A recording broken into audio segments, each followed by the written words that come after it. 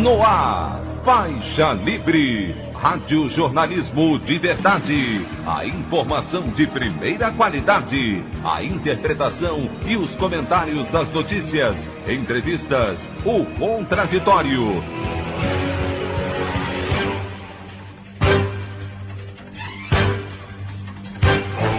Tudo para aproximar você cada vez mais da realidade do Brasil e do mundo. Apresentação: Anderson Gomes. Em evento com empresários, ministro da Saúde Marcelo Queiroga mente sobre números de vacinados no país contra a Covid-19, inflando dados a favor do governo.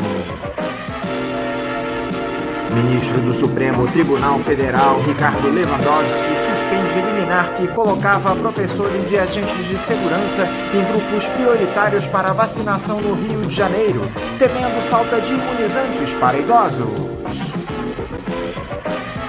Ministro do Meio Ambiente, Ricardo Salles, bate boca com deputados, é cobrado por corte no orçamento e pede verbas de emendas parlamentares para a pasta.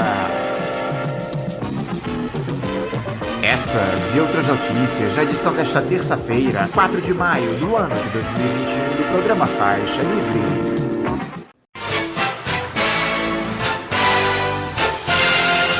O comentário de Anderson Gomes.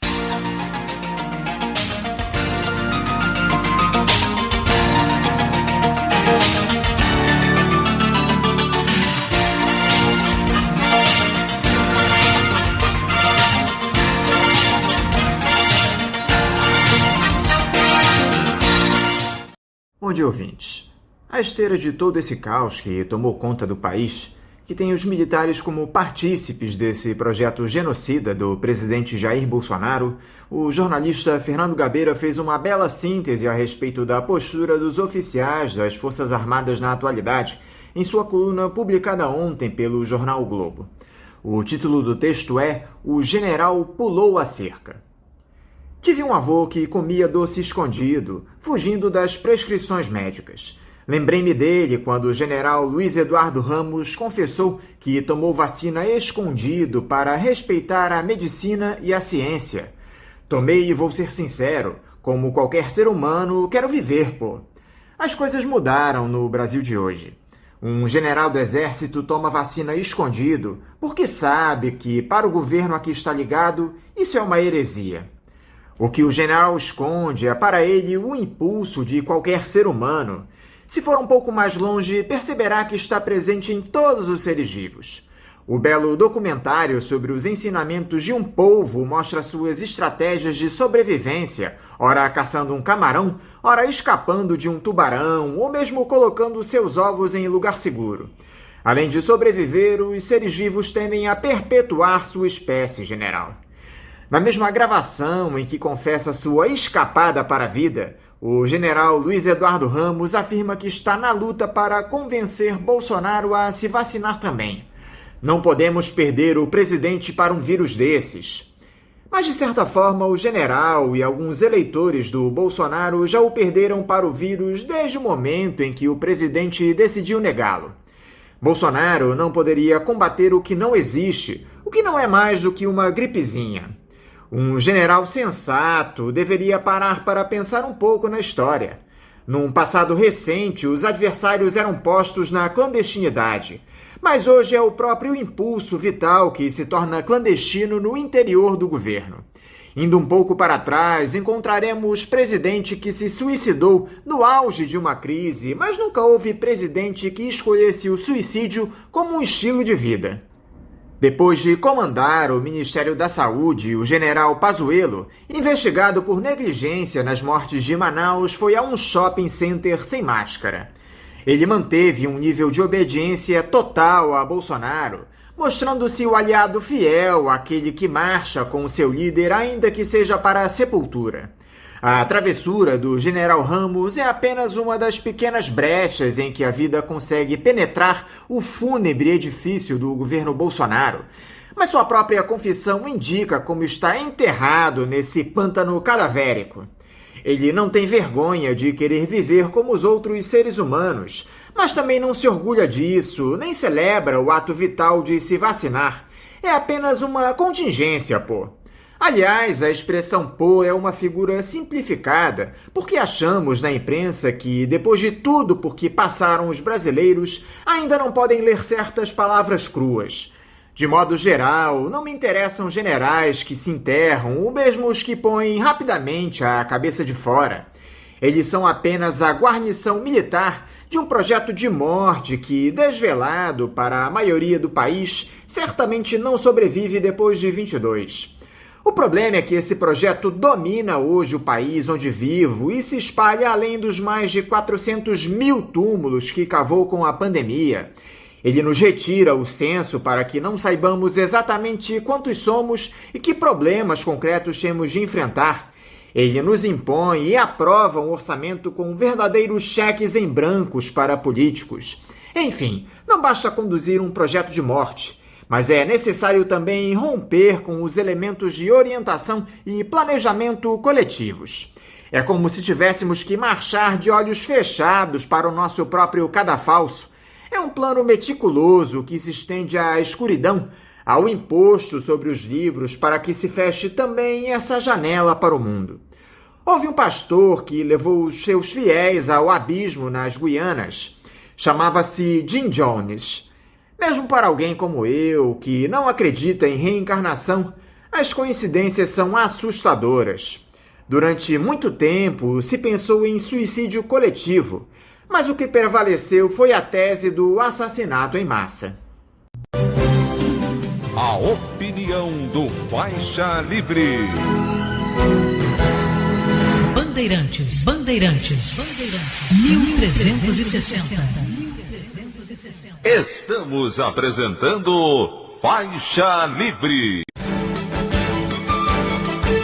Voltamos a apresentar Faixa Livre. Estamos de volta, ouvintes, com o início da edição de hoje do programa Faixa Livre, que tem na sua produção a jornalista Celeste Sintra, auxiliada pela também jornalista Natália Moraes, tendo no comando do áudio o Francisco. Meu bom dia a todos. E meu bom dia também a você, que pode aqui participar nos enviando mensagens eletrônicas para o endereço ouvinte@programafaixalivre.com.br ou ainda registrando suas participações diretamente nas nossas redes sociais. No Facebook, nossa página é o Programa Faixa Livre. No Twitter e no Instagram, para deixar o seu recado, basta seguir os perfis @PGMFaixaLivre. Lembrando que as participações por telefone estão inviabilizadas, pois durante o período da pandemia do novo coronavírus, nosso programa está sendo gravado no dia anterior à sua veiculação. Pedimos desculpas aos nossos ouvintes que costumam interagir conosco desta forma, mas foi a maneira encontrada pela equipe do Faixa Livre para mantê-los informados sobre o que acontece no país e no mundo com essa nossa visão crítica, e ao mesmo tempo preservando a saúde dos profissionais que levam o programa ao ar. O Faixa Livre pode ser acompanhado também pelo nosso aplicativo para celulares com sistema operacional Android. O nome do aplicativo é Programa Faixa Livre. Os ouvintes também têm acesso à transmissão pelo nosso site, o www.programafaixalivre.com.br, ou pela página da Associação de Engenheiros da Petrobras, a AEPET, uma das nossas entidades patrocinadoras, no www.aepet.org.br. Para quem perdeu alguma das edições ou quer ouvir novamente o Faixa Livre, os áudios das entrevistas e editoriais estão disponíveis no nosso podcast, nos aplicativos Spotify, Deezer e Castbox. E dando início às nossas entrevistas, eu cumprimento o coordenador do Núcleo de Estudos Avançados, o NEA, do Instituto de Estudos Estratégicos da Universidade Federal Fluminense, a UF, Eurico Lima Figueiredo. Eurico Figueiredo, bom dia. Bom dia, Anderson. Bom dia aos rádio ouvintes da Faixa Livre aqui na Rádio Bandeirantes. É sempre um prazer estar com vocês, respondendo, conversando sobre as questões relativas ao nosso país, ao nosso futuro. Eurico, muito obrigado por você novamente dialogar conosco aqui no Faixa Livre. Eurico, a capacidade que o presidente Jair Bolsonaro tem de nos surpreender com os absurdos que diz e faz impressiona. Ele não passa uma semana sequer sem nos estarrecer. Uma das últimas dele, no dia em que o Brasil chegou às 400 mil mortes pela pandemia, na última quinta-feira, foi ir às redes sociais criticar o prefeito de Araraquara, Edinho Silva, do PT, que, de maneira muito responsável e eficiente, realizou um lockdown que chegou a zerar o número de mortes pela Covid-19 no município, chamando o fechamento das atividades de política do, abre aspas, fique em casa que a economia a gente vê depois, fecha aspas. É assustador, Eurico, a covardia e a falta de humanidade do presidente, a figura que justamente deveria dar exemplo. O presidente Jair Bolsonaro não conseguiu, desde o primeiro momento da pandemia, entender a relação entre a pandemia e a economia. Ele desprezou, na verdade, a pandemia. Ele jamais tomou uma posição de liderança em relação à sociedade brasileira, chamando para si a responsabilidade de uma coordenação nacional. Ele não chamou para si a necessidade de reunir em torno dele os governadores e prefeitos, de tal modo que pudéssemos ter uma coordenação nacional que elevasse a eficácia do combate à pandemia. Ele não entendeu que a pandemia, prosseguindo no seu ritmo frenético e mortal, iria afetar a economia da maneira como afetou, levando à morte de milhares e milhares de pessoas, e que, portanto, as coisas estavam relacionadas. A economia estava relacionada à pandemia. Era preciso, primeiro, dominar a pandemia para podermos voltar paulatinamente às atividades econômicas. Na medida em que nós não tivemos essa liderança, na medida em que não tivemos essa coordenação nacional, aconteceu o que está acontecendo. Milhões e milhões de contaminados, milhares e milhares de mortes.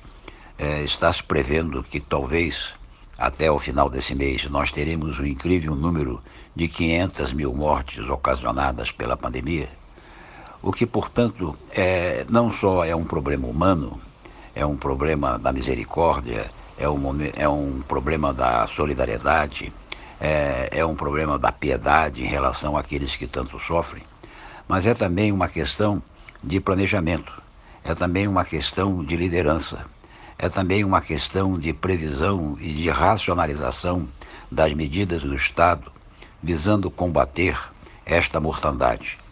É como se tivessem jogado uma bomba atômica em nosso país e, de uma hora para outra, entes queridos, pessoas em carne e osso como nós, tivessem sido simplesmente varridos da existência. E, portanto, o que assistimos é o resultado dessa falta de planejamento, dessa falta de liderança nacional, que pudesse ter tido resultados muito mais positivos do que nós já tivemos. Leio hoje nos jornais, por exemplo, que a vacinação dos grupos dos mais idosos levou nos últimos 2 meses a uma queda de 50% dos óbitos. Ora, nós poderíamos ter evitado milhares e milhares e milhares de pessoas feridas, pessoas que eu disse como nós, que estão padecendo porque os seus entes queridos se foram embora. Ora, eu acredito que isso deve ser devidamente apurado pelas instituições no Estado Democrático de Direito. E essa CPI da pandemia, Eurico, dá para esperar alguma coisa dela? Eu tenho conversado com alguns senadores de oposição aqui no programa e eles têm se mostrado esperançosos quanto à possibilidade de a investigação produzir resultados que levem ao impeachment do Jair Bolsonaro. Você também está otimista em relação a essa comissão parlamentar de inquérito, Eurico? Uma CPI é uma investigação profunda sobre determinada questão que a sociedade brasileira pretende ver examinada. E no caso da pandemia, é preciso que essa comissão leve à luz do dia as informações que no Estado Democrático de Direito são necessárias que a sociedade brasileira tenha conhecimento. É preciso se apurar quais foram as medidas que foram tomadas, quais foram as medidas que não foram tomadas, indagar-se por que, no caso delas não terem sido tomadas, por que elas não foram tomadas. como e quando o governo lidou com as questões da pandemia. Portanto, é preciso trazer à luz do dia questões não só relativas à pandemia, mas também à economia. Por exemplo, quando se decidiu pelo auxílio emergencial, é bom se lembrar que não foi o presidente da República que teve a iniciativa. Foi a Câmara Federal, quando era seu presidente, o deputado Rodrigo Maia. O governo, então, pressionado pela Câmara, pensou numa proposta de R$200. Paulatinamente, devido às pressões dos parlamentares liderados pelo presidente Rodrigo Maia, chegou-se finalmente ao patamar de R$600. Isso teve um efeito logo imediato em relação exatamente aos mais necessitados, aos que mais sofriam com a pandemia. Mas não foi de iniciativa do governo executivo, foi algo que foi dado à sociedade brasileira pelo Congresso brasileiro. Por outro lado, nós sabemos também que o presidente, por um lado, receitou o chamado kit cloroquina, de eficácia comprovada, não só por epidemiologistas brasileiros, mas pela própria Organização Mundial da Saúde. E ordenou que o Exército fabricasse milhões e milhões de doses de cloroquina, que aí estão estocadas, porque, inclusive, sabe-se, como já disse, da sua ineficácia.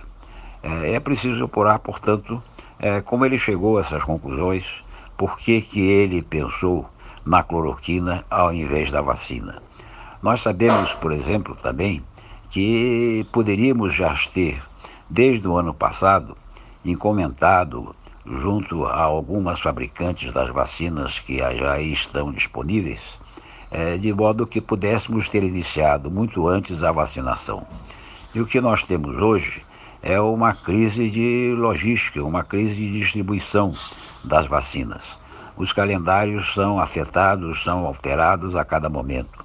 Faltam vacinas. Em determinado momento se faltou até com seringas que pudessem ser utilizados pelo Corpo de Saúde através de todo o Brasil. Ou seja, todas essas questões, todos esses problemas deverão ser apurados, deverão ser debatidos, deverão ser esclarecidos, à plena luz do dia, como deve ser um Estado democrático de direito. Não posso prever qual será a conclusão da CPI, mas desde já saúdo a necessidade dessa CPI, dessa Comissão Parlamentar de Inquérito, porque o Brasil, se existem aqueles que apoiam legitimamente o presidente da República, precisa receber também o contraditório. E o contraditório é exatamente esta apuração. Qual será a conclusão? Eu não sei, não é possível prever. Mas eu acredito que o simples fato de nós podermos ter os esclarecimentos que estão hoje fechados no círculo restrito do poder presidencial, venha à luz do dia, como eu disse, e possa ser levado à consideração da sociedade brasileira.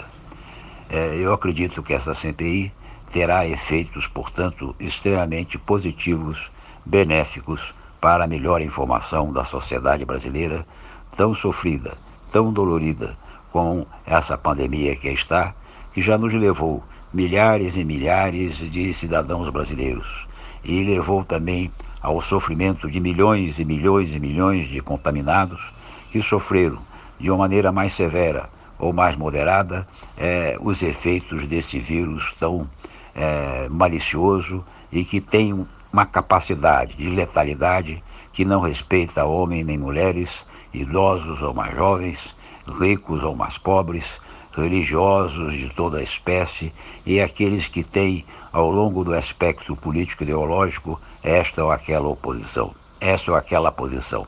Ou seja, é um vírus que atinge a sociedade brasileira como um todo. O Brasil precisa estar bem informado sobre o que aconteceu e sobre o que está acontecendo.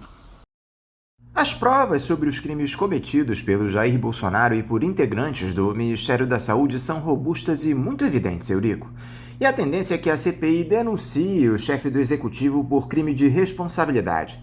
Eu só vejo uma possibilidade de o Jair Bolsonaro se livrar da cassação. É se o Procurador-Geral da República, Augusto Aras, deixar de lado uma eventual denúncia, já que é o chefe do Ministério Público quem tem a atribuição de promover a responsabilização civil ou criminal dos infratores e encaminhar o processo ao Judiciário, neste caso ao Supremo Tribunal Federal. Você acredita que o Aras deixará de lado seus interesses pessoais, entre eles o desejo de ocupar uma cadeira justamente no STF, e atuará em prol do país, criminalizando as condutas do Jair Bolsonaro nessa pandemia, Eurico?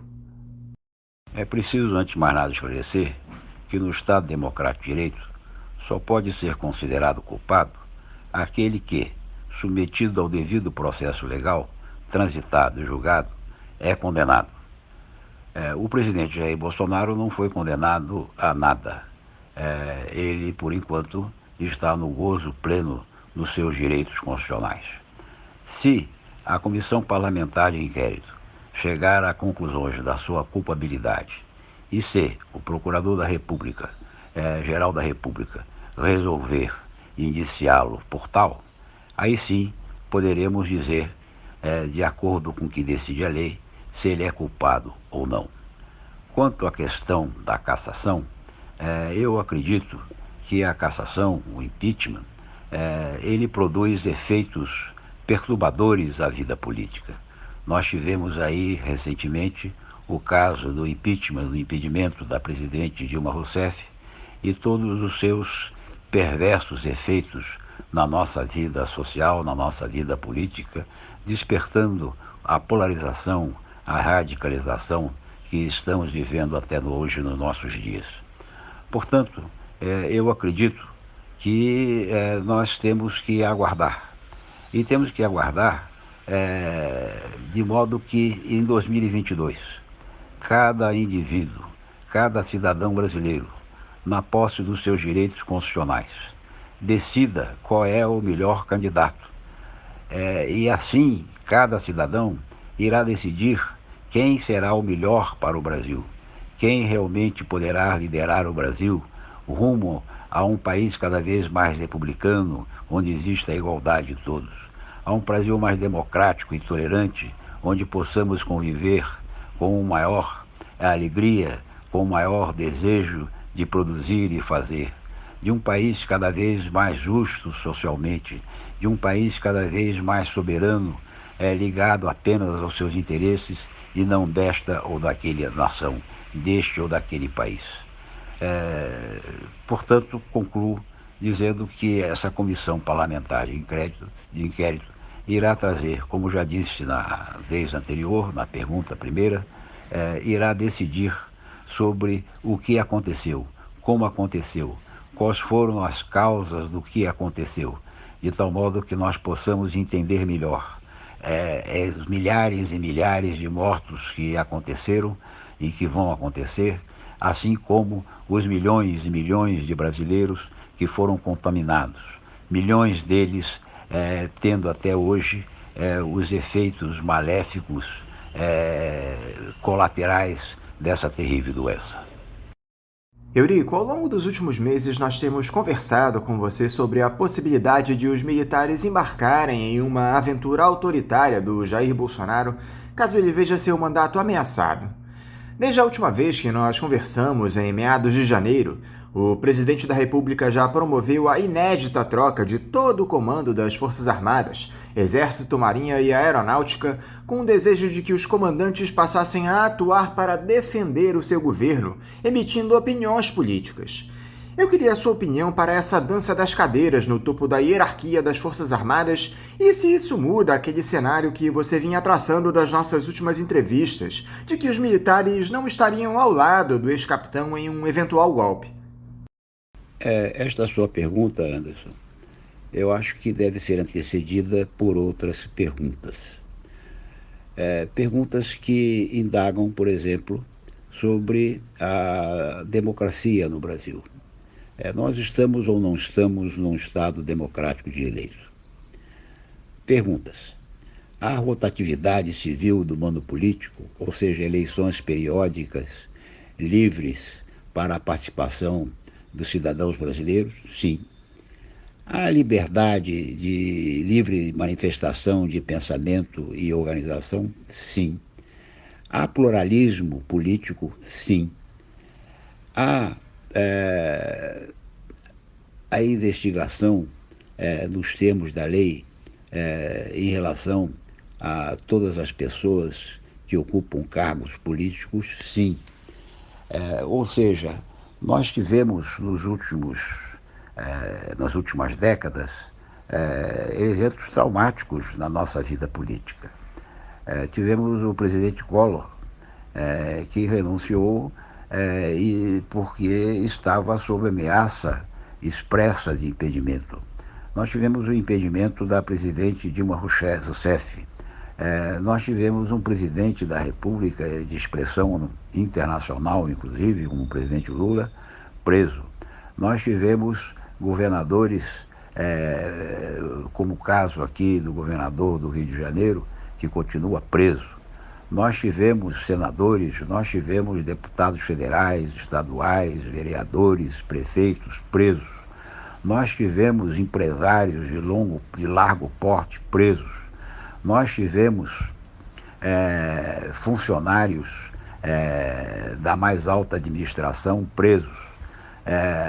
E apesar disso tudo, apesar da radicalização, da polarização que nós vemos sofrendo há já pelo menos 6, 7 anos, apesar disso tudo, todas as condições básicas do funcionamento de uma sociedade democrática nós temos.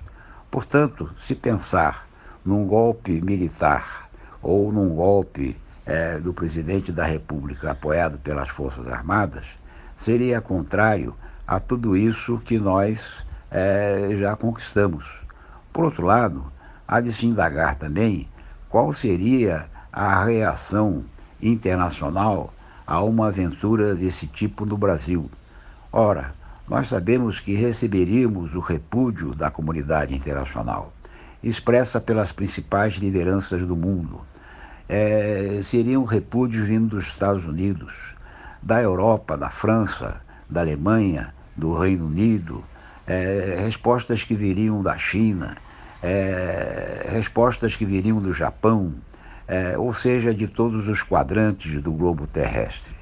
E, portanto, isso significaria não só uma perda de prestígio internacional, como um dano à nossa economia de valor incomensurável, medido em bilhões e bilhões de dólares, de investimentos que aqui se afastariam ou daqui sairiam, tendo em vista a instabilidade política, que sempre gera a instabilidade jurídica e, pior, a instabilidade econômica, a previsibilidade econômica. Ou seja, todas essas questões são pensadas à luz do dia pelos cidadãos brasileiros, inclusive por aqueles cidadãos que têm uma definição particular, que são as nossas Forças Armadas. Por isso eu acredito que não só as Forças Armadas, como a sociedade como um todo, já ganharam um grau de maturidade suficiente para afastar do horizonte das possibilidades do nosso futuro a possibilidade de uma intervenção militar. A grande questão, Eurico, é que os militares que ocupam cargos no Executivo têm se aliado a esse projeto genocida. Um exemplo maior disso foi o general Eduardo Pazuello, que comandou o Ministério da Saúde e saiu com mais de 300 mil mortes nas costas, e agora será investigado nessa CPI do Senado. Essa complacência das Forças Armadas com o governo Bolsonaro não chama a atenção, Eurico? Será que a alta cúpula aceita isso numa boa? É preciso, Anderson, nós distinguirmos entre pessoas e instituições, entre funcionários que ocupam eventualmente certas posições do aparelho do Estado e o próprio Estado. Ou seja, na medida em que o presidente da República convida cidadãos brasileiros, de farda ou não, para ocuparem postos principais na sua máquina ministerial, isso não significa que essas pessoas estão levando com elas as suas instituições. Isso é bem claro no caso de engenheiros, ou de advogados, ou de médicos, ou desta ou daquela profissão. Quando eles vão ocupar cargos nos seus ministérios, eles não estão levando as suas instituições, as suas organizações consigo. Eles estão lá respondendo pelos cargos que eles vão ocupar, tão somente como indivíduos, como pessoas, como cidadãos. Portanto, nós temos que fazer essa distinção entre o que é a instituição e o que são as pessoas. Se há muitos militares no governo, e há muitos, é porque esses militares foram convidados pelo presidente da República e pelos seus auxiliares mais próximos, os seus ministros, os seus diretores, etc., para ocuparem esses cargos. Isso significa que a instituição militar como um todo esteja como esteve durante o período de 64 e 85, que foi um mando autoritário, ditatorial mesmo, tomando a conta do processo decisório político brasileiro. O processo político brasileiro está nas mãos do Executivo, mas também está na mão do Legislativo, está na mão do Judiciário.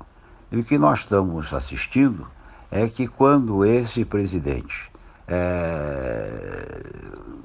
precisa do Congresso, ele tem que ir lá. E quando não vai, ele estabelece não um presidencialismo de coalizão, mas um presidencialismo de colisão cujos resultados são maléficos para ele. E é por isso que nós estamos, inclusive, vivendo uma situação tão difícil na nossa economia e na vida social como um tal. Se quando o presidente toma atitudes que não estão de acordo com a nossa Carta Constitucional, as pessoas, os indivíduos, os partidos, os próprios políticos vão ao Supremo Tribunal Federal e arguem se essa medida está de acordo com a Carta Legal. E quando ela não está, o Supremo manda tomar medidas que são cumpridas, porque existe ainda entre nós, e eu espero que exista sempre, o Estado Democrático de Direito. Então, não podemos confundir uma coisa com a outra. Quando nós falamos das Forças Armadas, nós temos que ter muita responsabilidade para entender qual é o papel delas num Estado, numa sociedade soberana como a brasileira. A questão das Forças Armadas está ligada à questão da nossa defesa nacional, está ligada à questão da nossa autonomia no cenário internacional. Nós só podemos supor que estaremos realmente protegidos num mundo tão imutável, num mundo tão mutável, num mundo tão desbalanceado como vivemos, na medida em que nós temos forças armadas que possam dizer ao Brasil o que quer fazer, o que não quer fazer, protegido por eles, pelas essas forças armadas, que irão garantir a nossa integridade territorial, a nossa legitimidade como nação que não quer que não quer dominar ninguém, mas também não quer ser dominada por ninguém. Portanto, questões como essa são muito sérias, necessitam de muita responsabilidade e reflexão por parte não só das nossas lideranças, mas por parte de toda a sociedade. Portanto, concluo dizendo que não acredito que exista complacência das Forças Armadas em relação a esse governo, existe apenas o que deve existir. Elas obedecem ao seu comandante em chefe. Mas se esse comandante em chefe quiser desprezar a lei, desprezar a carta a qual todos nós estamos legal e legitimamente submetidos, eu não acredito que eles irão apoiar, como não apoiaram, por exemplo, nos Estados Unidos, quando o presidente, de uma ou de outra maneira, quis se utilizar das Forças Armadas, tendo em vista os seus intentos pessoais, seus intentos personalistas. É essa a questão que eu respondo dessa maneira. E como é que você tem visto os posicionamentos do Clube Militar, Eurico? O general Eduardo José Barbosa, presidente da instituição, voltou a ameaçar um golpe no país em publicações que ele fez na internet, isso após se reunir com o ministro da Defesa e também general Braga Neto. Barbosa disse que a CPI da pandemia já tem resultado definido, comparou os senadores aos traficantes Fernandinho Beiramar e Marcola e afirmou que o Supremo Tribunal Federal tem, abre aspas, bandido de estimação, fecha aspas, em referência à anulação dos processos do ex-presidente Lula. Ainda que esses generais de pijama não sejam uma grande ameaça, Eurico, é uma posição preocupante essa do presidente do clube militar. E não é a primeira vez que ele age dessa forma. Eu acho que os clubes militares, como o próprio nome diz, são clubes. Ou seja, são organizações que visam propiciar aos militares, às suas famílias e também aos civis que lá estão, uma vida esportiva, uma vida social. Eu vejo esses pronunciamentos como indevidos, porque não se trata de um partido político, não se trata de uma associação política, mas é uma instituição desportiva, né, com essa finalidade de atender aos seus sócios. Por outro lado, são, em geral, oficiais da reserva e oficiais já de uma certa idade. Não acredito que os seus pronunciamentos, a não ser para um público muito restrito, a não ser talvez para um público mais amplo, civil, eles possam ser levados com maior seriedade.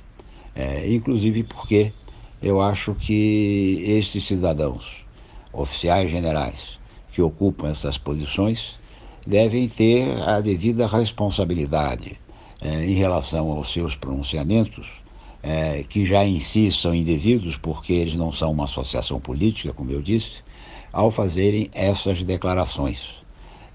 Particularmente, eu as julguei profundamente infelizes, eu as julguei profundamente indevidas, porque eles não estão autorizados, nem pelos seus estatutos e regimentos, a terem esse tipo de pronunciamento, como também eles contrariam a ordem democrática em que vivemos, ao Estado democrático de direito em que vivemos, porque no Estado democrático de direito nós não podemos supor que exista qualquer pessoa ou qualquer instância que seja superior à própria lei. E a lei maior foi decidida pelos nossos constituintes, eleitos pelo povo brasileiro, em pleito livre e direto, para definir os conceitos e as diretrizes que devem orientar a nossa sociedade civil, organizada de acordo com os parâmetros civilizatórios do Estado Democrático de Direito. Agora, esse retorno do ex-presidente Lula ao tabuleiro político, Eurico, graças à decisão do STF que considerou o ex-juiz Sérgio Moro suspeito para julgar o processo do triplex no Guarujá, te deixa esperançoso com relação não só à superação do bolsonarismo, mas também ao atendimento às demandas da população mais pobre pelo Executivo Federal. Lula é um nome capaz de empunhar um projeto genuinamente progressista que combata todos os retrocessos que tivemos nos últimos anos, como as reformas, as privatizações. O retorno do presidente Lula à arena política, de acordo com decisão do Supremo Tribunal Federal, coloca questões que não existiam antes dessa decisão, porque se supõe que o ex-presidente Lula irá ter condições de concorrer às próximas eleições em 2022. Ora, o ex-presidente Lula está tomando uma série de providências e percorrendo movimentos que levam a acreditar que ele será o candidato. No entanto, o ex-presidente é dotado de grande tirocínio político, a meu ver. E, portanto, ele está mais atento, por um lado, ao perigo que a sociedade brasileira, a partir de uma posição de extrema-direita, liderada pelo presidente da República, ao invés de fazer avançar a democracia entre nós, ao contrário, fazer regredir há 50, 60 anos atrás. Então, eu acredito que o ex-presidente Lula estar atento à importância do momento político que nós estamos vivendo, está atento à necessidade de se constituir uma frente ampla, capaz de unir a sociedade brasileira, capaz de trazer paz à sociedade brasileira, capaz de levar a confiança num futuro mais risonho, mais prazeroso, mais erotizado e não tanático, ligado à morte, ao ódio, à cisânia, à separação entre brasileiros, mas sim à sua união. E que, portanto, eu suponho que ele deverá caminhar no sentido de construir, de ajudar a construir do espectro político e ideológico possível da sociedade brasileira o encaminhamento dessa frente ampla, onde inclusive, tal como aconteceu na Argentina, ele possa, por um lado, não disputar a presidência como o seu principal titular, como candidato a presidente. No caso da Argentina, Kirchner resolveu ser a vice-presidente, em nome dessa união da sociedade argentina, e acho que ele pode até ser apenas um estadista que vai ficar no processo político que estamos agora vivendo como um artífice dessa construção, porque o maior retrocesso que nós poderíamos viver seria a reeleição do presidente Jair Bolsonaro, com tudo que está representando a grosseria, a rudeza, a negação da ciência, o desprezo à educação, o desprezo à diversidade, o desprezo aos dissensos que em toda a sociedade existe. Nós precisamos indagar se o Legislativo tem erros, tem, se o Supremo Tribunal Federal tem erros, tem, se os empresários têm erros, se as classes trabalhadoras têm erros. Todos nós erramos, todos nós cometemos erros, e que, portanto, não é a partir apenas da constatação dos nossos erros, mas também dos nossos acertos, que nós podemos encaminhar um caminho, um horizonte mais repleto de possibilidades de uma vida política que seja não apenas mais prazerosa, porque mais tolerante, mas também mais eficaz em relação aos principais problemas que aí estão. Eu acredito que a democracia coloca questões que só mais democracia é capaz de resolver. E, portanto, a reentrada do presidente Lula no jogo político, no baralho político, completa o baralho político, porque, sem dúvida nenhuma, ele é uma liderança de expressão nacional e internacional. E na medida em que ele não está nesse jogo político, na medida em que ele não faz parte desse baralho político, a cena política não fica completa. E nesse sentido, eu acredito que o presidente Lula irá ser extremamente importante, seja qual for o resultado das eleições de 2022. O senhor enxerga a capacidade da esquerda em combater o ultraliberalismo nessa correlação de forças que está colocada no nosso país atualmente, Eurico? O que deveria mudar? O que os partidos ditos progressistas deveriam implementar para que pudesse haver condições de ruptura com essa lógica do grande capital, Eurico, que só provoca miséria, desemprego e morte? Precisamos indagar quais são os dois principais modelos de desenvolvimento econômico que se nos apresenta na atualidade. Por um lado, nós temos o chamado capitalismo de mercado. Por outro lado, nós temos o chamado capitalismo de Estado. Se nós pegarmos os dados referentes a um país que cresce vertiginosamente, como a China e como a Índia é outro caso também, nós vamos ver que nesses países preponderam não o capitalismo de mercado, mas o capitalismo de Estado. São regimes capitalistas, no caso da China, um regime de capitalismo de Estado, com o autoritarismo do Partido Comunista, que tem dado certo. E se prevê que esse ano, por exemplo, eles irão retomar a toda força a economia com patamares de desenvolvimento ao nível dos 15%.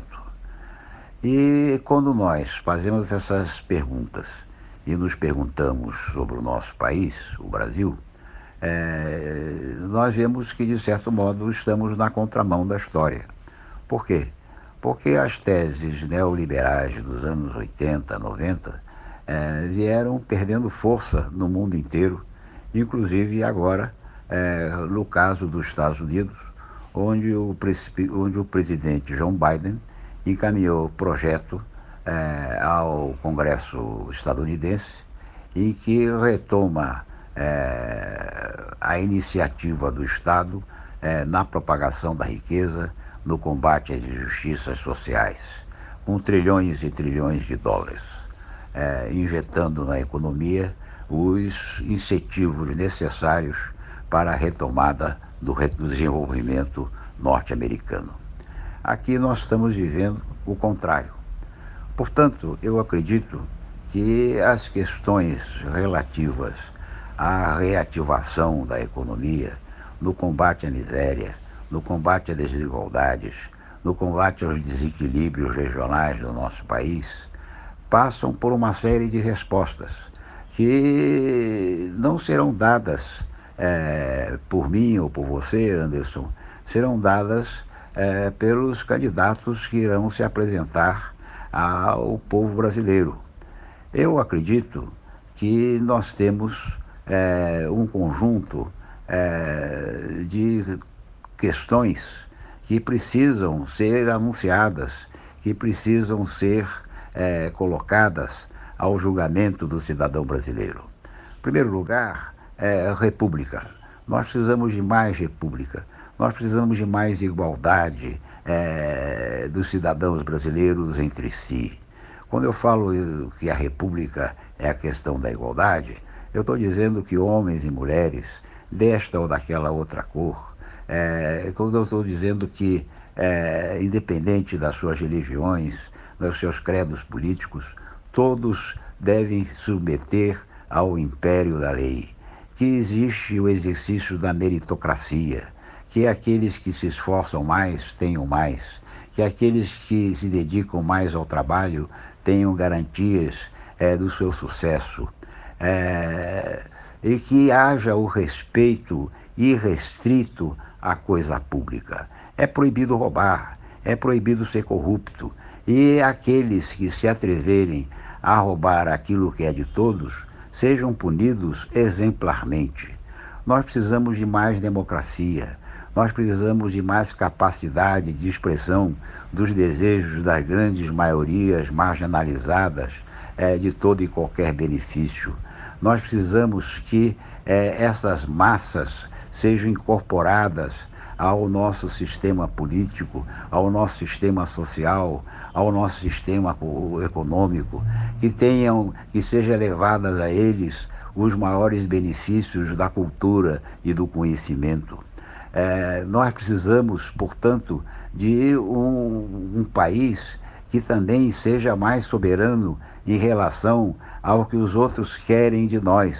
Mas antes de saber o que os outros querem de nós precisamos saber o que nós queremos de nós mesmos, qual o país que nós queremos construir, qual o futuro que nós queremos para nós mesmos, mas principalmente para os nossos filhos e netos. Que nós tenhamos a capacidade de dizer sim quando queremos dizer sim e não quando queremos dizer não. E que para isso tudo, para que essas demandas todas sejam atendidas, nós precisamos ser capazes de ter um desenvolvimento econômico que propicie isso tudo, que propicie mais república, que propicie mais democracia, que propicie mais justiça social, que propicie mais soberania e autonomia do Brasil no concerto das nações. Nós estamos emperrados na última década sem saber para onde ir. Nós ficamos bloqueados em relação ao nosso horizonte. Vejo com muita preocupação hoje, quando milhões e milhões de jovens brasileiros não têm qualquer oportunidade de trabalho, quando o desemprego chega à casa dos 14 milhões ou mais, quando, portanto, se fecha à juventude a possibilidade de ter um futuro risonho, de ter um futuro promissor, e que, portanto, unidos pelo mesmo propósito de ter um Brasil cada vez mais forte, de ter um Brasil cada vez mais unido, nós tenhamos agora passando pela desunião, pela cisânia, pela divisão entre nós. Eu acredito, portanto, Anderson, que quem irá decidir isso, repito mais uma vez, não será nem eu nem você, mas será a capacidade daqueles que se apresentarem postulando a liderança da sociedade brasileira, oferecer caminhos, oferecer possibilidades, oferecer horizontes que possam levar ao Brasil aquilo que nós todos queremos, ou seja, a felicidade entre nós. Eurico Lima Figueiredo, muito obrigado por o senhor estar novamente aqui conosco no Faixa Livre. Eu quero te desejar um ótimo dia de trabalho e deixar aqui o meu abraço. Muito obrigado, Anderson, pela oportunidade que tive de estar aqui mais uma vez no Faixa Livre e levar também aos radiovintes minhas saudações finais, esperando que todos estejam bem, que se cuidem e que tenham um bom dia. Muito obrigado. Conversamos aqui com o coordenador do Núcleo de Estudos Avançados do Instituto de Estudos Estratégicos da Universidade Federal Fluminense, a UF, Eurico Lima Figueiredo. Vamos agora ao nosso primeiro intervalo. Voltaremos já já. Voltamos a apresentar Faixa Livre. Já voltamos, ouvintes, e agora eu saúdo o economista, assessor da Rede Brasileira pela Integração dos Povos, a REBRIP, e membro da coordenação da Associação Brasileira de Economistas pela Democracia do Rio de Janeiro, a ABED-RJ, Ademar Mineiro. Ademar Mineiro, bom dia. Bom dia, Anderson, bom dia aos ouvintes do Faixa Livre e bom dia à sua produção. Ademar, muito obrigado por mais esse diálogo conosco aqui no programa. Ademar, na última sexta-feira foram divulgados os dados da Pesquisa Nacional por Amostra de Domicílios, a PNAD contínua, do IBGE, sobre a situação do mercado de trabalho no Brasil. E os números mostram uma realidade bem diferente daquela que o Palácio do Planalto tenta publicizar.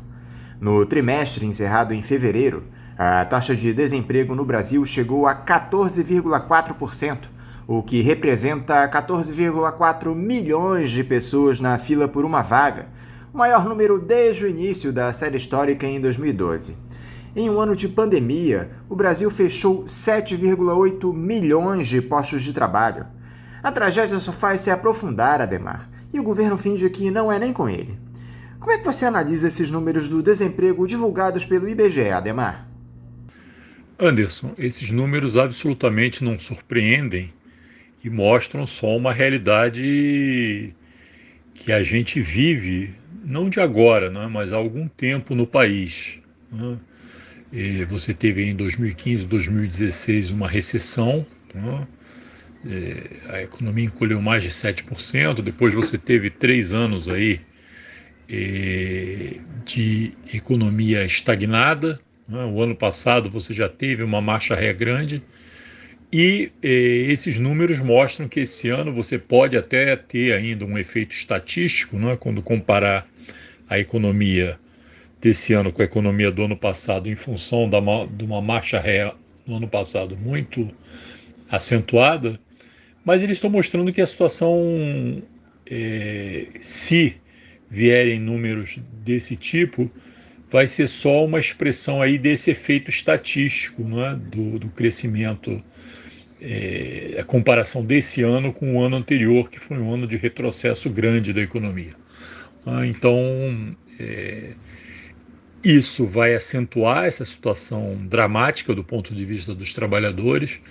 A esses mais de 14%, você ainda tem que somar as pessoas que não estão indo ao mercado de trabalho, ou em função de estarem recebendo auxílio emergencial, ou em função estarem assustadas ainda com a Covid ou pela simples falta de perspectiva para buscar alguma solução para a sua questão pessoal, né? Então é uma situação muito dramática, e eu acho que ela vai seguir perdurando no país por algum tempo ainda. Para piorar, Ademar, o número de desalentados, que são aqueles brasileiros que desistiram de procurar um emprego por conta da dificuldade do mercado, também bateu recorde, na casa das 6 milhões de pessoas. Como é que esse pessoal sustenta suas famílias, Ademar? Com esse auxílio emergencial assintoso que o governo vem pagando? Não, Anderson, a situação é mais do que desesperadora, porque o auxílio nos níveis definidos para esse ano, ele não consegue sustentar uma família, né? Não consegue sustentar nenhuma pessoa, na verdade. Então, ano passado você ainda tinha um valor que ia a R$600 e que, enfim, aliviava um pouco a situação das famílias. Esse ano não. Então, não vai ser esse auxílio emergencial que está definido que vai melhorar em alguma coisa a vida das pessoas. E é importante perceber que esse desalento, não é, que a gente já tinha falado, inclusive, na tua pergunta anterior, ele às vezes parece uma coisa psicológica, né? O desalento é um desânimo, mas muitas vezes ele é um cálculo econômico. A gente sabe que uma pessoa, para sair de casa, especialmente na periferia dos grandes centros urbanos, e ir procurar um emprego, gasta 1, 2 passagens no transporte, né? Tem que investir tempo, né? Se for uma mulher, dificilmente vai ter gente para cuidar dos filhos, né? A pessoa precisa reservar algum dinheiro para comer alguma coisa, precisa reservar algum dinheiro para beber alguma coisa, uma água, um café, eventualmente precisa imprimir o currículo, etc. Ou seja, procurar emprego também tem um custo. Então, às vezes, se a pessoa acha que não vai ter sucesso, né, esse custo, às vezes, é a diferença de um prato de comida em casa. Né? Então, isso também é importante as pessoas perceberem. Quando se fala em desalentados, né, esse nome parece referir a alguma coisa psicológico, tem a ver com desânimo, mas muitas vezes ele é pura e simplesmente um cálculo econômico que evita as pessoas de saírem de casa e, portanto, de constarem aí na estatística de desemprego, porque elas aparecem como esses desalentados, né? Então vão para outra estatística e saem aí dos 14,4%. Será que o Paulo Guedes não tem vergonha de dizer que a economia do país está decolando, Ademar? Que há geração de empregos no Brasil? Os dados oficiais são divulgados e dão um choque de realidade no governo. Seria uma estratégia da administração federal vir com esse discurso de que a situação da economia está melhorando, Ademar, para criar um clima mais favorável para uma gestão extremamente enfraquecida? Do atual ministro da Economia não se espera nada muito diferente disso, não é? Essa mesma pessoa que criticou o filho do porteiro estar entrando na universidade, ou falou da questão das empregadas domésticas viajando para o exterior, né? Essa é uma figura realmente que vai se mostrando cada vez mais desprezível, né? Ele tentar fazer esse discurso de que tudo está bem, enfim, de onde menos se espera é que não sai nada mesmo, e do atual ministro da Economia não se deve esperar muita coisa. Aliás, proferir absurdos é uma especialidade do posto Ipiranga do Jair Bolsonaro. Na semana passada, ele disse que o aumento da expectativa de vida da população é que foi responsável por esse colapso no Sistema Único de Saúde, ou seja, o brasileiro tem de morrer para que haja uma melhora da situação. Depois disse que a China inventou o coronavírus e tem uma vacina menos eficiente que a dos Estados Unidos. E ele fala essas coisas em mais um momento de fragilidade dele no governo, após uma nova baixa no ministério, dessa vez do secretário especial de Fazenda, Valderi Rodrigues. Já passou da hora desse Paulo Guedes deixar o comando da economia do país, Ademar, um cargo que ele nunca deveria ter ocupado. O Anderson, o Paulo Guedes, na verdade, ele é uma expressão aí do que é esse governo, né, e dessas opiniões meio escandalosas, né, que ele expressa de vez em quando. Né, essa sobre a China e a invenção do coronavírus, por exemplo, não é dele. O Bolsonaro, o presidente da República, já falou isso em outros momentos. O antigo ministro de Relações Exteriores já falou sobre isso. Né? Então, isso não é uma novidade. Ele, de certa forma, ele é a expressão aí desse governo. E é a expressão também de um neoliberalismo radical tardio, que está desaparecendo pelo mundo. Né? A gente já viu vários países mudando a sua interpretação, ou mesmo ministros de origem, né, de extração e de formação liberal, expressando aí posicionamentos diferenciados nesse momento. Né? Os Estados Unidos mesmo adotando fortemente políticas keynesianas, aí, com gastos de mais de 4 trilhões de dólares para tentar reativar a economia, crescendo aí a corrida, né, não só para obter vacinas, como para distribuir, né, pela vacinação, né, e tendo eficiência nisso. Né. Então, o Paulo Guedes ele expressa aí esse radicalismo neoliberal tardio que ainda tem vez aí na política brasileira. Né? De novo, né? Quando a gente fala aí de política econômica, e o Paulo Guedes é o regente da política econômica, o substantivo é a política e o econômico é um adjetivo. Né? O Paulo Guedes é a expressão política desse governo no campo da economia. Adhemar, o que ainda pode ser feito por esse governo para que haja uma melhora na situação do emprego no país, após passarmos por mais um 1º de maio sem termos o que comemorar? Como eu já disse algumas vezes, a melhora na situação do emprego, a melhora na situação econômica, uma ativação da economia do país, ela depende fundamentalmente de uma ampliação de gastos, né? De você deslanchar aí gastos públicos que animem, né, o empresariado a também tocar os seus investimentos e também faça com que você tenha renda circulando no país, você possa de novo voltar a empregar. O Brasil é um país que tem muita coisa a ser feita, né? Muita coisa, inclusive, que não é difícil de identificar para ser feita, e isso pode ser, inclusive, a base de um crescimento. Agora, o que esse governo tem expressado até aqui é que talvez não seja ele a fazer isso. Né? E a manutenção aí dessa visão liberaloide do Paulo Guedes, né, é uma sinalização da continuidade, né, dessa maneira, né, de pensar e administrar desse governo. Então, daí talvez a gente não possa esperar muita coisa, né, no sentido da melhoria da situação, especialmente do emprego e da renda dos trabalhadores, a menos que venha aí uma manobra eleitoreira por parte do governo, no sentido de visualizar que vai ter uma derrota muito feia do ponto de vista eleitoral no ano que vem e resolva alterar aí a essência, né, da sua política econômica. Só que nenhuma dessas nossas teorias pode ser concretizada, Adhemar, se não houver investimento público. E o orçamento de 2021, sancionado recentemente pelo Bolsonaro, deixa claro quais são as prioridades. Tivemos cortes de recursos para a saúde, a educação, o meio ambiente. Não há verbas para a realização do censo demográfico, que acabou mais uma vez sendo cancelado, ampliando o apagão estatístico e dificultando a implementação efetiva de políticas públicas, o que gera prejuízos financeiros para o país. Enquanto isso, as Forças Armadas e as emendas parlamentares tiveram um incremento na destinação de recursos.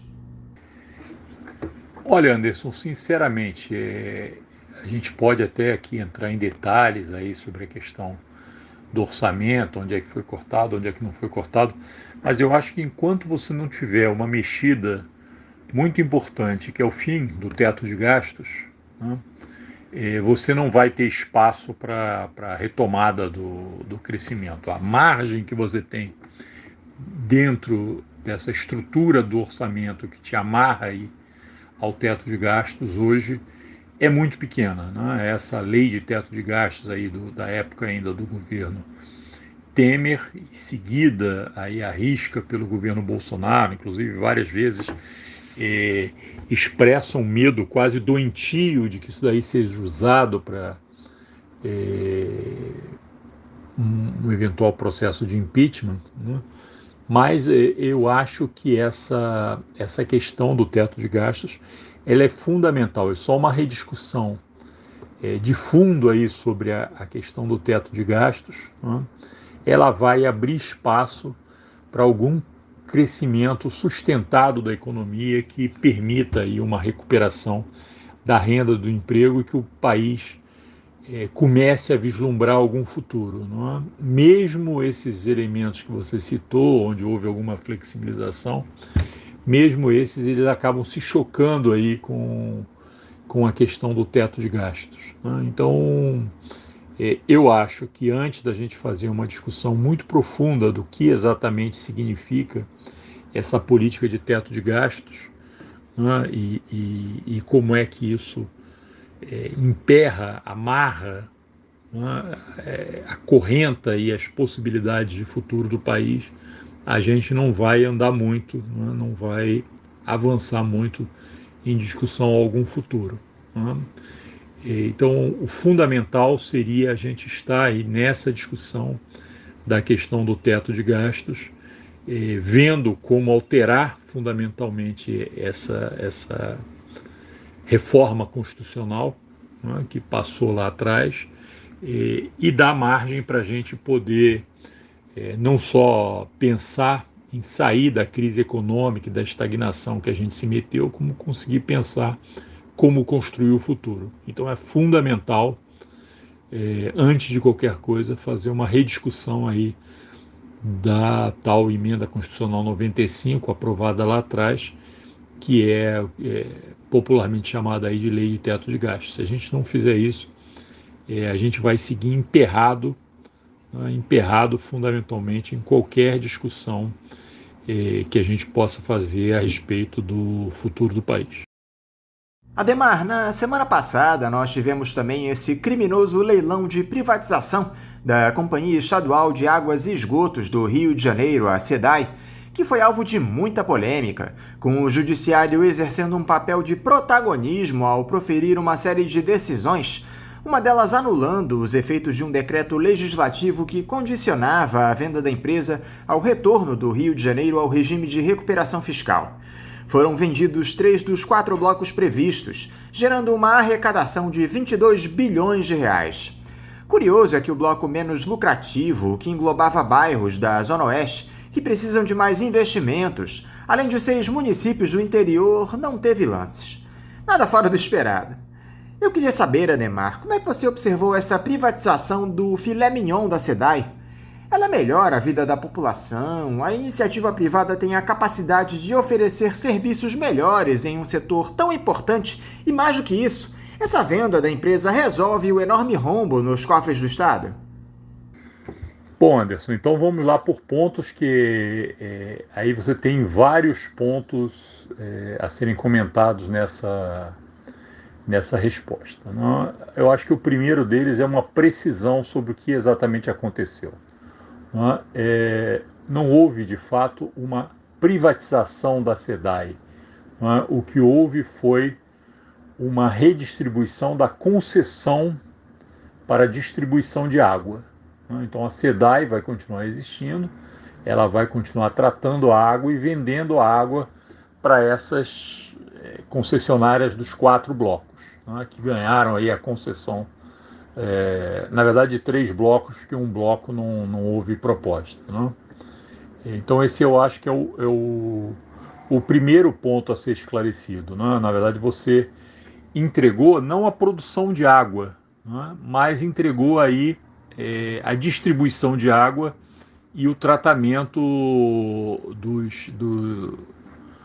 da água recolhida, né, dos esgotos, basicamente. Então esse é o primeiro ponto para deixar claro.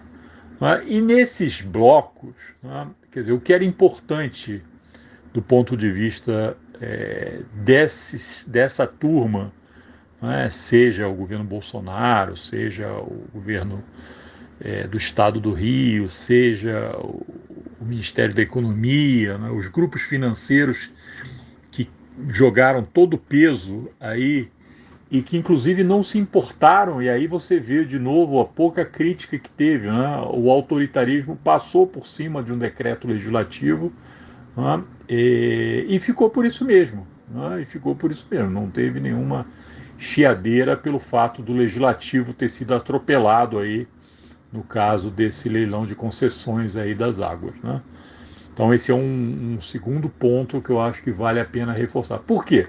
Porque essa turma queria novos negócios financeiros. E é isso, na verdade, que você teve. Novos negócios financeiros. Você vê os blocos, eles são anabolizados aí por grandes investimentos financeiros, e muito menos do que efetiva privatização. O que você teve foi essa questão dos negócios financeiros. Então vamos pegar, por exemplo, o bloco que pega a zona sul da cidade. Esse bloco, na verdade, ele vai ficar aí com... ou seja, 2 dos blocos vão ficar controlados pelo governo de Singapura através do seu fundo soberano. Ou seja, você na verdade está tirando aí a gestão de uma estatal, do governo do Estado do Rio, de uma estatal brasileira, e entregando aí o controle para o governo de Singapura, ou seja, outra estatal. Um dos blocos, e você tem a participação aí do BTG, inclusive, como fundo financeiro, mas a operação vai se dar pela Sabesp, a estatal paulista, que opera água e saneamento no estado de São Paulo. Então, é a tal da privatização à brasileira, não é privatização propriamente. Você está, digamos, trocando de mãos aí essa gestão, no caso a gestão das concessionárias, e entregando para negócios financeiros dos quais, inclusive, participam estados, sejam estados internacionais, como o governo de Singapura, que, aliás, no caso do Rio de Janeiro, também já levou o aeroporto do Galeão há um tempo atrás, ou a estatal paulista, a Sabesp, assim como lá atrás você entregou a Light aí à CEMIG, que é a estatal de Minas Gerais. Então, eu acho que isso também deve ser levado em consideração. Ou seja, são negócios financeiros, são negócios que pouco têm a ver com privatização. Por quê? Porque muitas vezes o controle continua sendo ou tendo a participação do Estado. E no caso aí da área que representa lá os bairros da Zona Oeste, fora Barra e Jacarepaguá, ou seja, o que você teve foi o desinteresse por uma área que é uma área complicada, pela participação aí de milícias, o controle das milícias em uma parte importante do território. Então, na verdade, os investidores fugiram supostamente de encrencas, Vamos ver como é que isso vai ficar. E, bom, sobre a capacidade de oferecer melhores serviços, a produção da água, o tratamento da água vai continuar com a SEDAI. O que essas empresas vão fazer é a distribuição. Então vamos ver se você vai ter, de fato, investimentos que foram, digamos, apontados aí no momento em que você entregou essas concessões, se esses investimentos vão de fato acontecer, ou se mais uma vez, como em outros momentos, você vai ter aí um alarde a respeito dessa questão dos investimentos e eles não vão ocorrer, né? Sendo que o investimento de fato que interessa às pessoas, que tem a ver com a qualidade da água, vai continuar na mão da SEDAI, que vai continuar encaminhando o que já vinha sendo feito, não é? A ampliação e modernização da estação de tratamento do Guandu. Não é? Então, eu acho que é isso que você tem. E a preocupação aí com a questão do rombo dos cofres públicos, isso também não tem nada a ver. Não é? Na verdade, como eu falei, são negócios financeiros para alavancar esses negócios, né, esses leilões de concessão, etc., que representam dinheiro para um lado e para o outro. Não é? E nenhuma preocupação aí com resolver rombo de cofre do Estado. Não é? Então é isso que é importante da gente tomar em consideração. E esses investimentos trilionários que o presidente dos Estados Unidos, Joe Biden, tem anunciado por lá, Adhemar? Qual é a natureza dessa política econômica que o líder estadunidense tem implementado?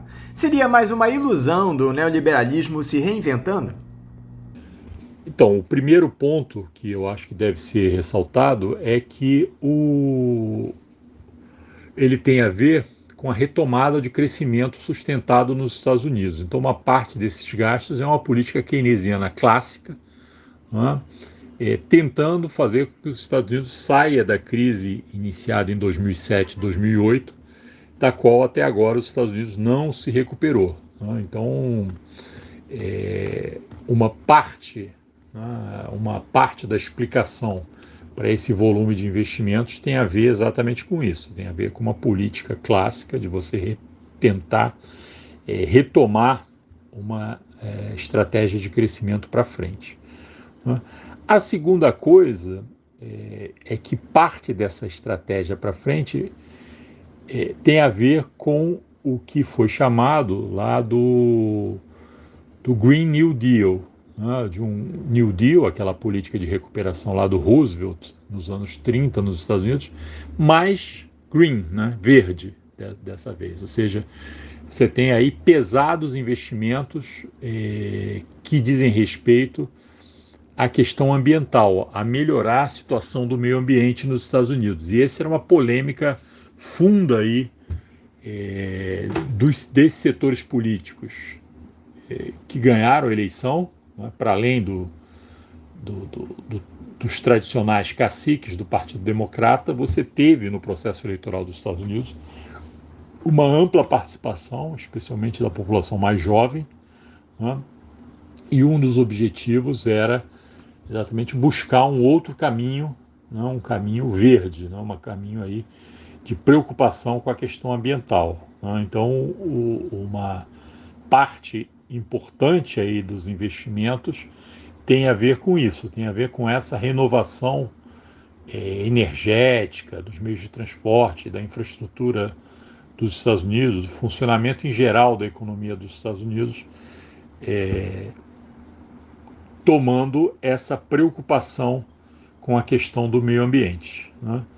E, finalmente, uma parte desses investimentos trilionários que estão sendo feitos pelo governo americano tem a ver com a disputa de hegemonia com a China, né? Isso já vinha, essa questão da época do governo Trump, né? E agora com o Biden, isso se encorpa ainda mais, né? Se ganha musculatura com esses pesados investimentos públicos, né? Então, a questão da disputa hegemônica com a China a respeito das próximas décadas, ela também tem um papel importante aí na explicação desse processo de investimentos, né, desse pacote aí de investimentos pesados do governo Biden nos Estados Unidos. Então, eu colocarei isso, a recuperação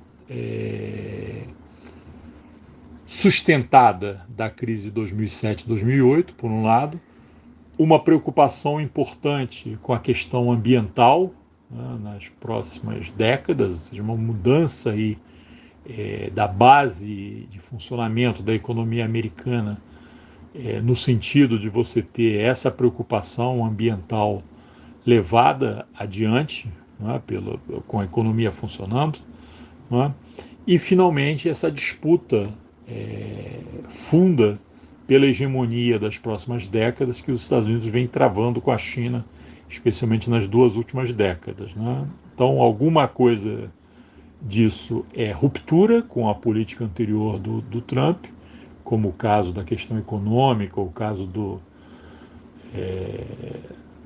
da política ambiental, das mudanças aí que dizem respeito à questão ambiental, e uma parte, como essa questão da disputa hegemônica com a China, é uma continuidade aí do que já vinha com o Trump, né? Vinha inclusive lá de trás com o governo Obama, se reforçou com o Trump e agora com o Biden ganha ainda mais musculatura com esse pacote de investimentos.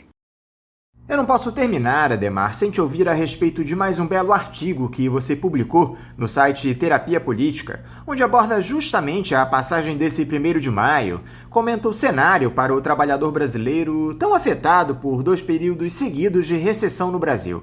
Quais aspectos você levanta nesse artigo, Adhemar? Ô Anderson, mais uma vez obrigado por perguntar aí sobre o artigo lá do blog do Terapia Política. Não é? Na verdade, a discussão é se o trabalhador teria alguma coisa para comemorar nesse 1º de maio, né? Que a gente teve aí no último sábado, o 1º de maio, e o trabalhador brasileiro enfrenta aí um 1º de maio num momento bastante complicado, né? De um lado, você tem isso que a gente já discutiu aqui hoje, né? Um desemprego muito elevado, a queda da renda, toda a questão das reformas, Previdência, reforma trabalhista, né, tirando direitos aí dos trabalhadores. Então eu acho que um dos aspectos tem a ver com essa questão das perdas que os trabalhadores amargaram aí com a crise econômica e com as reformas dos governos liberais de 2016 para cá, né?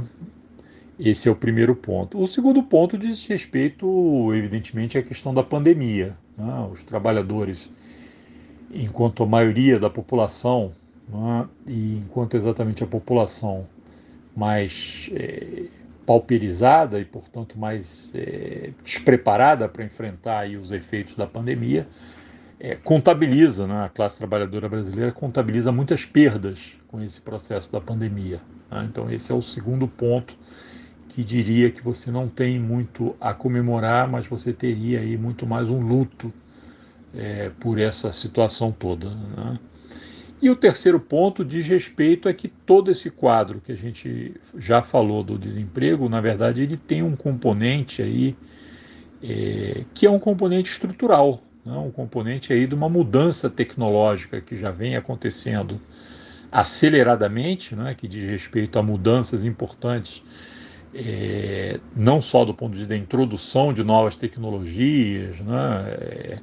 Nanotecnologia, Big Data, impressora 3D, inteligência artificial, engenharia genética e outras questões, como mudanças que têm a ver aí com a flexibilização do mercado de trabalho também, né? Então essas novas tecnologias, elas te dão uma condição cada vez maior de flexibilizar o mercado de trabalho, e muitas pessoas chamam inclusive esse processo de uberização aí do mercado de trabalho, né? Então esse ponto também é um ponto muito importante, né? Então, digamos, existe aí uma mudança tecnológica que, por um lado,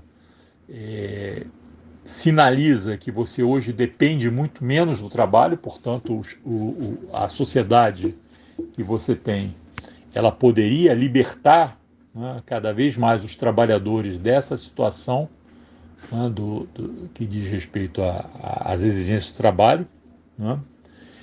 Só que você tem esse processo de introdução de novas tecnologias liderado aí pelos capitais e, mais do que tudo, pelos capitais financeiros, né? E essa sua busca de ganhos cada vez mais no curto prazo, né? Então isso é muito importante, né? Quer dizer, no momento em que você teria condições de diminuir o fardo do trabalho sobre a grande maioria da população, você, na verdade, usa essa capacidade para obrigar as pessoas a trabalharem mais.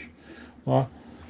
Então, essa é a parte negativa. Né? Agora, a parte positiva é que, se você toma isso em consideração, você tem que colocar na agenda toda uma pauta de modificações que visaria você operar aí a introdução das mudanças tecnológicas a favor do mundo do trabalho. Ou seja, o trabalhador hoje ele pode entrar muito mais tarde no mercado de trabalho, né? Poderia estudar, se formar aí nesse processo. Deveria sair muito mais cedo do mercado de trabalho, então toda essa armadilha da questão fiscal sobre a qual a gente fez a discussão da reforma previdenciária no Brasil, né, mas também no mundo todo, exatamente o contrário. Né? Se você precisa trabalhar menos, para que você vai ficar mais tempo no mercado de trabalho? Você deveria sair mais cedo do mercado de trabalho. E no teu período de presença no mercado de trabalho, trabalhar menos, né? Trabalhar com uma jornada menor, trabalhar menos dias por semana, né? Uma agenda, inclusive, que vem sendo colocada em outros países. Né? Então é isso que, na verdade, a gente deveria estar discutindo, ou seja, fazer uma discussão muito mais funda sobre a questão do tempo livre. Né? E essa questão do tempo livre, para você usar em atividades culturais, religiosas, de lazer, né? Enfim, tudo, turismo, ócio, o que você quisesse, né? Com as suas preocupações com a sua saúde, né? Desenvolve também, tem a capacidade de desenvolver todo o complexo produtivo em torno dessa questão do tempo livre, que é isso que a gente deveria estar discutindo. E nós não estamos pura e simplesmente porque essa introdução aí de novas tecnologias, ela se faz sob a égide do capital financeiro que busca sugar aí o máximo das pessoas e obter aí lucros num prazo muito curto. Então é isso basicamente o tema do artigo lá no blog do Terapia Política. Né? Se há alguma coisa a comemorar, eu acho que digamos, que o trabalhador brasileiro, né, e o trabalhador no mundo todo ainda tem disposição de luta e tem que tentar construir essa agenda para o futuro e não ser refém de uma agenda de curto prazo, onde ele só pode ter perdas. Ademar Mineiro, muito obrigado por você novamente estar aqui conosco no Faixa Livre. Eu quero te desejar um ótimo dia de trabalho e deixar aqui o meu abraço. Um grande abraço, Anderson, um abraço para você, um abraço forte aí para os nossos ouvintes do Faixa Livre e um abraço grande à tua produção aí também, tá bom? Muito obrigado. Conversamos aqui com o economista, assessor da Rede Brasileira pela Integração dos Povos, a REBRIP, e membro da coordenação da Associação Brasileira de Economistas pela Democracia do Rio de Janeiro, a ABED-RJ, Ademar Mineiro. Vamos agora a um novo intervalo, voltaremos já já. Voltamos a apresentar Faixa Livre. Já voltamos, ouvintes, e agora eu saúdo o professor de Direito Ambiental, analista do Instituto Chico Mendes de Conservação da Biodiversidade, o ICMBio, e diretor da Associação dos Servidores Federais da Área Ambiental no Estado do Rio de Janeiro, a ASIBAM-RJ, Rogério Rocco. Rogério Rocco, bom dia. Bom dia, Anderson. Bom dia aos amigos do programa Faixa Livre. É uma satisfação estar aqui com vocês mais uma vez. Vamos aí para mais uma conversa. Rogério, muito obrigado por mais uma vez você estar conosco aqui no programa. Rogério, nessa gestão do Jair Bolsonaro, o Brasil tem se tornado cada vez mais território propício para o cometimento dos mais diversos tipos de crimes patrocinados pelo Estado, e não é diferente no que diz respeito ao meio ambiente. O ministro Ricardo Salles virou alvo daquela notícia-crime feita pelo ex-superintendente da Polícia Federal, delegado Alexandre Saraiva, encaminhada ao Supremo Tribunal Federal. A ministra Carmen Lúcia remeteu o tema ao Procurador-Geral da República, Augusto Aras, afirmando haver, abre aspas, gravidade incontestável, fecha aspas, nas acusações de que o titular da pasta do Meio Ambiente teria tentado agir para favorecer madeireiros naquele episódio da apreensão recorde de madeira em novembro do ano passado no Pará. Você acredita que dessa vez o Salles finalmente será condenado? Evidências dos crimes cometidos pelos ministros não faltam, Rogério. Bom, Anderson, condenado, eu não sei se nesse momento, né? É evidente que a gente tem um prazo curto aí até o final do mandato, então há uma preocupação inicial de que o Poder Judiciário acolha um pedido de afastamento cautelar do antiministro Ricardo Salles das suas funções, porque está notório desde o início desse governo que a sua atuação à frente do Ministério do Meio Ambiente tem como objetivo, como meta, o desmonte das estruturas e das políticas ambientais. Esse ano de 2021 completam-se 40 anos da Política Nacional do Meio Ambiente. Era um ano para a gente fazer um balanço, avaliar e festejar os avanços conseguidos na política ambiental brasileira ao longo dessas 4 décadas. Mas, infelizmente, nós vivemos um momento no qual os retrocessos têm sido a grande agenda do atual governo. Mas nesse caso específico, a parte de tudo que o antiministro Ricardo Salles vem fazendo, nesse caso específico, há expressamente materialidade da advocacia administrativa, que é um crime previsto pelo Código Penal brasileiro, no seu artigo 321, que se configura como advogar, defender interesses privados junto à administração pública, valendo-se da sua função, ou seja, é um crime personalíssimo, só servidores públicos ou pessoas que estejam no exercício de funções públicas que podem cometer, e quando essas pessoas utilizam essa sua função, esse seu cargo na administração pública para atuar dentro da própria administração pública na defesa de interesses privados. Há o crime comum da advocacia administrativa e há o que se qualifica e que, portanto, tem penas maiores quando se trata de interesses ilegítimos. E é o caso, são a Polícia Federal do Amazonas instaurou o inquérito em novembro do ano passado, a partir de um flagrante de uma balsa repleta de toras de madeira, e a partir dessa balsa se puxou um fio da meada que acabou resultando na maior apreensão de madeira da história. E que envolveu várias empresas, e então os inquéritos, as investigações na polícia estão muito bem fundamentados, com laudos periciais que apontam em diversos crimes praticados por o que a polícia qualificou como uma organização criminosa, que se reúne para praticar crimes que envolvem a grilagem de terras públicas, a falsificação de documentos, a fraude nos processos de concessão de licenças para exploração florestal e de aprovação de planos de manejo florestal, e a retirada de florestas em áreas que não seriam permitidas. Então, está tudo muito bem fundamentado, mas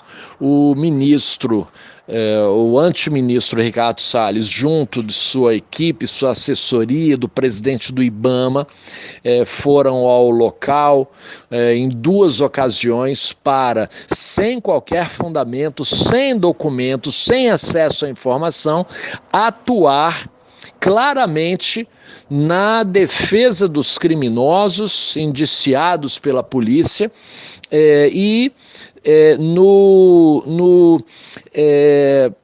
no questionamento da ação da Polícia Federal. Então é nítido que há um crime. A ministra Carmen Lúcia reconhece que os indícios estão gritantes na denúncia e que, portanto, a Procuradoria deve ingressar com a ação. Mas a gente sabe que esse Procurador-Geral da República, Augusto Aras, está engavetando tudo que diz respeito ao presidente Bolsonaro, porque ele quer ser indicado para o cargo de ministro do Supremo. Portanto, a gente vê aí um comprometimento da própria atuação das instituições e da autonomia dessas instituições em razão de interesses escusos dos envolvidos. O que chama atenção, Rogério, neste episódio é que o delegado que fez a denúncia de um crime cometido pelo ministro foi afastado do cargo de superintendente da PF. A tentativa do governo federal em proteger um criminoso ultrapassa qualquer limite, hein, Rogério? É verdade, Anderson. Você tem razão. Agora, esse caso, a exoneração do delegado Alexandre Saraiva da função de superintendente da Polícia Federal do Amazonas, só confirma que, de fato, o antiministro Ricardo Salles tem prestígio junto ao presidente da República, tanto que conseguiu, com seu intento, sua atuação, a exoneração do superintendente da Polícia Federal, num caso no qual ele é exonerado por cumprir sua função e o antiministro é valorizado por violar aquilo que seriam suas funções. Então, por mais que essa questão motive a nossa indignação enquanto comportamento, ela materializa e confirma as acusações feitas pelo próprio superintendente, pelo próprio ex-superintendente, delegado Alexandre Saraiva, do crime de advocacia administrativa, porque demonstra que o Ricardo Salles tem prestígio dentro do governo e tem utilizado o seu prestígio e a sua função para advogar pelos interesses de criminosos e infratores. Afinal, esses que ele defende têm vários registros de autuação. Uma só empresa, apenas uma só dessas empresas, a Rondobel, é alvo de 20 autos de infração pelo IBAMA por crimes ambientais. Apenas uma, somando mais de 8 milhões de multas que ela deve. Essa empresa, dentre outras, que o antiministro está defendendo. Portanto, isso fortalece os fundamentos dessa queixa-crime. Outros atores também estão se movimentando. O deputado federal Marcelo Freixo entrou também com uma representação na Procuradoria-Geral da República. O PDT entrou com uma outra queixa-crime e há também a movimentação da CPI, já que os fatos são muitos e, portanto, merecem uma atenção especial do Congresso Nacional nessa investigação. Aliás, Rogério, nós acabamos de completar um ano da declaração absurda do Ricardo Salles naquela fatídica reunião ministerial de que o governo deveria aproveitar o foco da imprensa na pandemia para passar a boiada em uma série de normas com a intenção de facilitar a vida do capital hegemônico. Após um ano dessa frase, Rogério, essa profecia do ministro se concretizou, pelo menos no meio ambiente? A gestão Bolsonaro conseguiu passar a boiada na legislação que protege a nossa biodiversidade?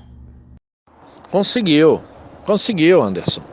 Eles estão fazendo exatamente o que o antiministro avisou.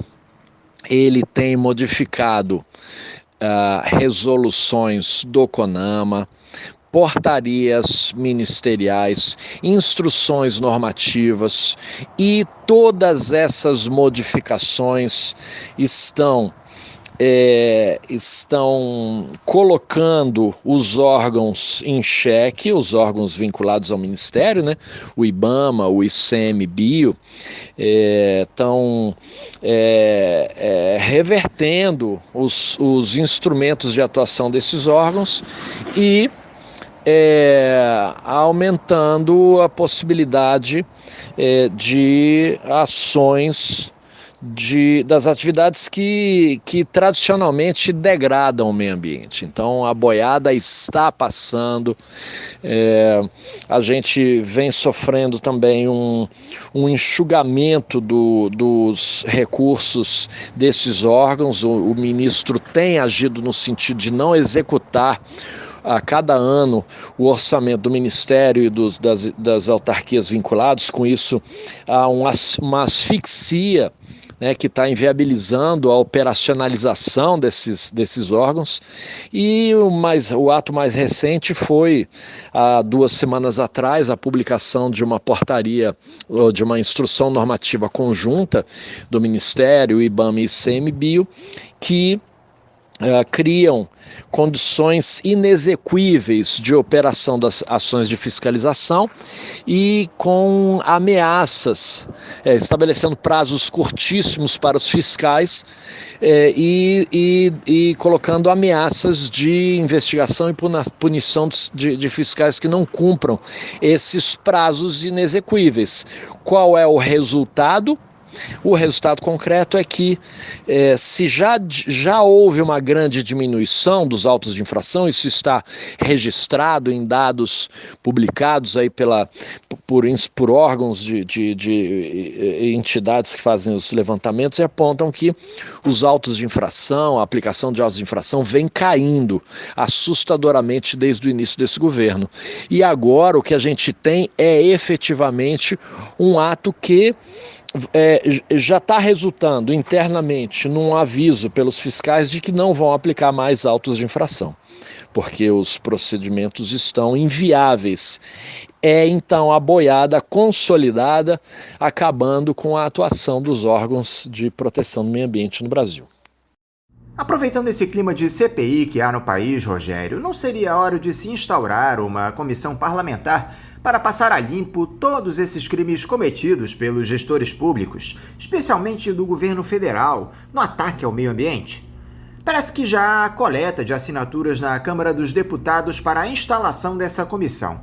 Existe interesse no Congresso para que uma CPI desse tipo aconteça? É isso, Anderson, exatamente um dos pontos que eu acabei de citar, né? Há uma movimentação, nós temos parlamentares no Congresso Nacional que estão envolvidos com a pauta ambiental, temos uma frente parlamentar do meio ambiente, presidida aí pelo deputado Rodrigo Agostinho, de São Paulo, que é uma figura muito presente, com um histórico na questão ambiental. Temos parlamentares aí de vários partidos, eu citei aqui do Rio de Janeiro, Marcelo Freixo, mas temos em outros estados também, e todos eles têm acompanhado de perto as inúmeras violações por parte do antiministro Ricardo Salles, e estão movimentando a coleta de assinaturas para criar uma outra CPI, né? No embalo da CPI da Covid, criar uma CPI do meio ambiente, e eu não vejo outro caminho senão esse, porque são tantos os atos de desmonte promovidos pelo atual governo, que não há condições de se questionar um por um a tempo de se ter uma análise que possa paralisar, né, cessar esses retrocessos. Então uma CPI, ela seria muito adequada, e a gente, evidente, precisa avaliar nos próximos dias, né, com o noticiário, o sucesso da coleta de assinaturas, né, porque eles têm que ter aí cerca de 170 assinaturas de deputados no universo de 513. Eu creio que essa CPI vai ser aprovada e a gente vai ter uma arena para avaliar o comportamento do atual governo. Isso é extremamente necessário. E como é que você analisou a participação do presidente Jair Bolsonaro naquela cúpula do clima, convocada pelo presidente dos Estados Unidos, Joe Biden, Rogério? A mudança de postura no discurso do ex-capitão te surpreendeu? Anderson, sinceramente, é uma piada, né? Foi uma piada. É um discurso fake, né, escrito, evidentemente que aquilo não são as palavras do presidente, muito menos do antiministro. Portanto, um discurso fake, completamente descolado da realidade vivida no Brasil, completamente descolado das falas originais e autorais do presidente.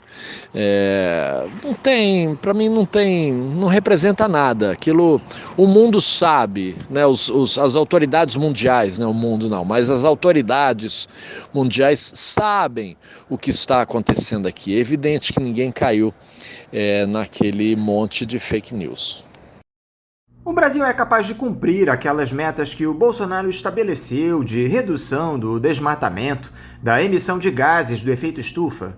O presidente anunciou objetivos factíveis ou jogou para acalmar os ânimos dos investidores estrangeiros, Rogério? É bom lembrar que no dia seguinte ele anunciou uma diminuição dos recursos do orçamento para o meio ambiente. Pois é, exatamente disso que a gente está falando, né? No dia ele prometeu prometeu não, ele indicou que estava fortalecendo a fiscalização, o que é uma mentira.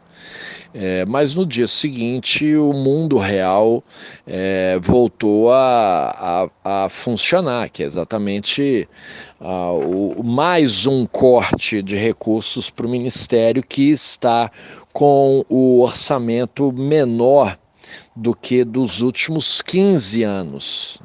Quase na totalidade de sua existência, o Ministério nunca teve um orçamento tão pequeno, tão inviável.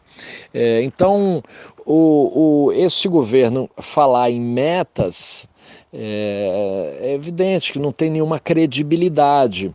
A gente teve governos de colorações diferentes ao longo das últimas décadas na política ambiental brasileira, mas nunca nenhum governo foi contra os acordos firmados pelo Brasil no âmbito dessas grandes convenções, como é o caso da Convenção sobre o Clima. Então, não dá absolutamente para confiar absolutamente em nada, né, do que foi falado.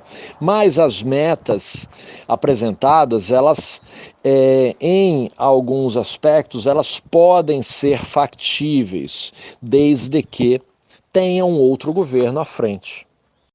Eu queria concluir, Rogério, tratando dessa exigência de autoridades da União Europeia pela discussão de compromissos ambientais do Brasil para que haja a celebração de um acordo comercial com o Mercosul. O ministro das Relações Exteriores, Carlos França, disse não haver qualquer fundamento de que um acordo entre os blocos possa representar uma ameaça ao meio ambiente. Você concorda com essa opinião do chanceler, Rogério? É preciso se estabelecer esse tipo de parâmetro. Olha, Anderson, a questão ambiental, ela é central em qualquer discussão sobre desenvolvimento, sobre comércio, sobre crescimento econômico. Não há como dissociar economia de ecologia. As duas disciplinas são comuns. Tudo aquilo que a gente produz tem origem na natureza. Então, os limites da produção devem estar associados a uma ideia de limites da natureza. A gente tem que considerar todas as possibilidades de esgotamento de recursos naturais, porque esse esgotamento é evidente que ele significa um comprometimento do próprio processo produtivo da economia e evidentemente, da própria sobrevivência humana no planeta. Então, não tem como discutir acordos e tratados econômicos sem a questão ambiental, portanto, não vai sair. O acordo Mercosul com o mercado europeu, com a comunidade europeia, não vai sair, com esse governo não vai sair, porque eles estão cientes de que isso de fato expressa um risco para a sustentabilidade, para o equilíbrio ecológico, não só daqui da região, mas do planeta de uma forma geral. Portanto, só um outro governo para garantir que esse acordo venha a ser firmado em outras bases, com outros compromissos e, evidente, com alguma credibilidade internacional. Rogério Rocco, eu quero novamente te agradecer por mais uma vez você conversar conosco aqui no programa. Quero te desejar um ótimo dia de trabalho e mandar um forte abraço. Obrigado, Anderson. Obrigado aos ouvintes do Faixa Livre. Vocês sempre muito atentos às pautas importantes e é um prazer poder contribuir com vocês. Um forte abraço. Conversamos aqui com o professor de Direito Ambiental, analista do Instituto Chico Mendes de Conservação da Biodiversidade, o ICMBio, e diretor da Associação dos Servidores Federais da Área Ambiental no estado do Rio de Janeiro, a ASEBAM-RJ, Rogério Rocco. E vamos encerrando a edição de hoje do Faixa Livre, convidando todos vocês para amanhã, a partir das 8 da manhã, estarei novamente aqui, ligadinhos na Rádio Bandeirantes 1360 AM, para mais uma edição do nosso programa. Um abraço a todos vocês e até amanhã!